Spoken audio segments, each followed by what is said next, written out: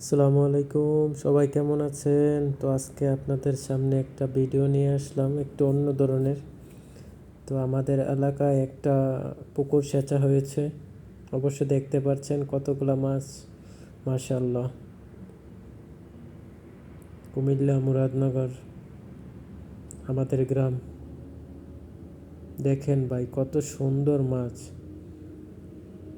সবগুলা বোয়াল মাছ, কার্কু মাছ। তো কার এলাকায় কি বলে বোয়াল মাছকে, কার্কু মাছকে অবশ্যই কমেন্ট করে জানায়া যাবেন।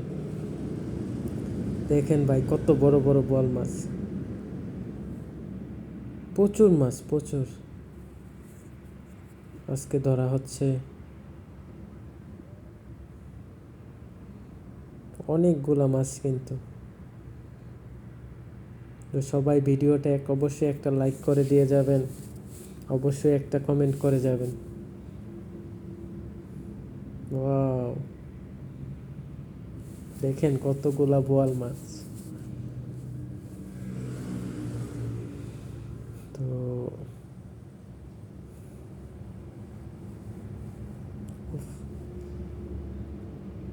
কার কাছে কেমন লাগে জানি না, মাছের ভিডিও আমার থেকে অনেক ভালো লাগে। আমিও নিজেও পুকুরে মাছ চাষ করি। আমার 2টা পুকুর আছে আমাদের নির্দিষ্ট, ওইগুলাতেও আমরা মাছ চাষ করি।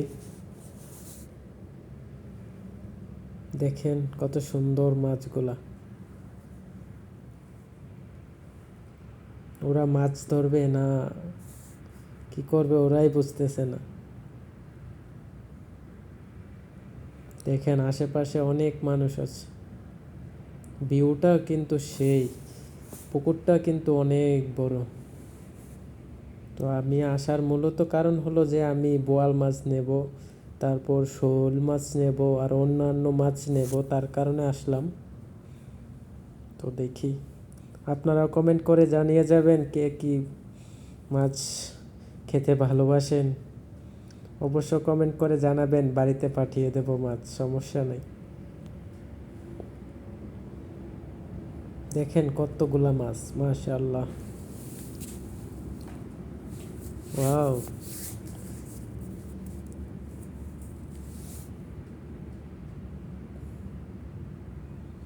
এই মাছগুলা আপনার একটা ছোট একটা পুকুরে নিয়ে যাওয়া হবে। ওইখানে আপনার কি বলে জিকানো হবে আর কি, যা গ্রামের ভাষায় বলে। মানে একটা ছোট একটা গর্তের মধ্যে রাখা হবে। তারপর রাত্রে গাড়ি আসবে, গাড়িতে উঠিয়ে অন্য জায়গায় নিয়ে যাবে আড়তে বিক্রি করার জন্য। দেখেন আশেপাশে কিন্তু অনেক মানুষ। এই পড়িস না, ওরাও 2জন এখন এটা আনবে, দেখবেন অবশ্যই।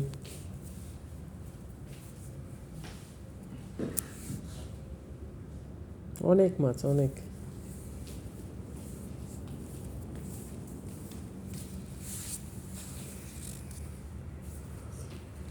ওই পালা সিটা দিয়া বেটা, দামে রাখ।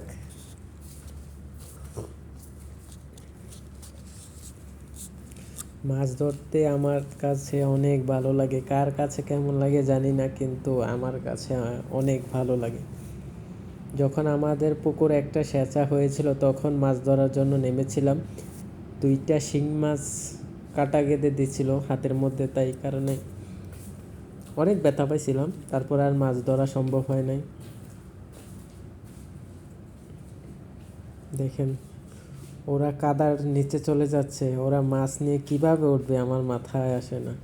আর ওইদিকে দেখেন ওরা 2জন মাছ নিয়ে যাচ্ছে গর্তেতে রাখার জন্য, পানি যে জায়গায় ছোট পানি জমিয়ে রাখা হয়েছে। ওই দেখেন 2জনে কিভাবে মাছ নিচ্ছে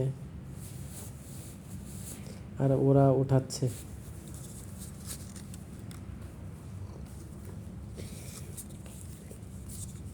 ওয়াও।